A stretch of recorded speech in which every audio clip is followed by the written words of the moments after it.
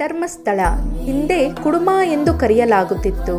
ಕರ್ನಾಟಕದ ದಕ್ಷಿಣ ಕನ್ನಡ ಜಿಲ್ಲೆಯ ಬೆಳ್ತಂಗಡಿ ತಾಲೂಕಿನಲ್ಲಿರುವ ನೇತ್ರಾವತಿ ನದಿಯ ದಡದಲ್ಲಿರುವ ಪವಿತ್ರ ಕ್ಷೇತ್ರವಾಗಿದೆ. ಧರ್ಮಸ್ಥಳ ಕ್ಷೇತ್ರವನ್ನು ಹಿಂದೂ ದೇವರು ಮಂಜುನಾಥ ಸ್ವಾಮಿಗೆ ಅರ್ಪಿಸಲಾಗಿದೆ. ಇಲ್ಲಿ ಇನ್ನೂ ಹಲವು ಧರ್ಮ ದೈವಗಳನ್ನು ಕೂಡ ಪೂಜೆ ಮಾಡಲಾಗುತ್ತದೆ. ಈ ದೇವಾಲಯವು ಅಸಾಮಾನ್ಯವಾಗಿದೆ, ಏಕೆಂದರೆ ಇದು ಜೈನ್ ಆಡಳಿತವು ನಡೆಸುವ ಹಿಂದೂ ದೇವಾಲಯವಾಗಿದೆ ಮತ್ತು ಪೂಜೆಗಳನ್ನು ವೈಷ್ಣವ ಸಿದ್ಧಾಂತಗಳನ್ನು ಅನುಸರಿಸುವ ಹಿಂದೂ ಪುರೋಹಿತರು ನಡೆಸುತ್ತಾರೆ. ಸುಮಾರು 800 ವರ್ಷಗಳ ಹಿಂದೆ ಧರ್ಮಸ್ಥಳವನ್ನು ಮಲರ್ಮಡಿಯಲ್ಲಿ ಕುಡುಮ ಎಂದು ಕರೆಯಲಾಗುತ್ತಿತ್ತು. ಇಲ್ಲಿ ಜೈನ್ ಧರ್ಮಾಧಿಕಾರಿ ಭೀರ್ಮಣ ಪೇರ್ಗಡೆ ಮತ್ತು ಅವರ ಪತ್ನಿ ಅಮ್ಮು ಬಲ್ಲತ್ತಿ ನೆಲೆಯಾಡಿ ಬೀಡು ಎಂಬ ಮನೆಯಲ್ಲಿ ವಾಸಿಸುತ್ತಿದ್ದರು. ಪೇರ್ಗಡೆ ಮತ್ತು ಸ್ಥಳೀಯ ನಾಯಕರು ಹಲವಾರು ದೇವಾಲಯಗಳನ್ನು ನಿರ್ಮಿಸಿದರು ಮತ್ತು ಆಚರಣೆಗಳನ್ನು ಮಾಡಲು ಬ್ರಾಹ್ಮಣ ಪುರೋಹಿತರನ್ನು ಆಹ್ವಾನಿಸಿದರು.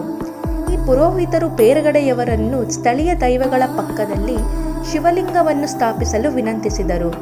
ಬ್ರಾಹ್ಮಣ ಪುರೋಹಿತರ ರೂಪದಲ್ಲಿದ್ದ ಧರ್ಮದ ರಕ್ಷಕ ದೇವತೆಗಳ ಮಾತಿಗೆ ಒಪ್ಪಿ ತಮ್ಮ ಜೀವನವನ್ನು ಧರ್ಮ ಪ್ರಚಾರಕ್ಕಾಗಿ ಮುಡಿಪಾಗಿಟ್ಟರು. ನಂತರ ಅಣ್ಣಪ್ಪ ಸ್ವಾಮಿಯ ಸಹಾಯದಿಂದ ಧರ್ಮಸ್ಥಳದಲ್ಲಿ ಮಂಜುನಾಥ ಸ್ವಾಮಿಯ ಪ್ರತಿಷ್ಠಾಪನೆಯಾಯಿತು.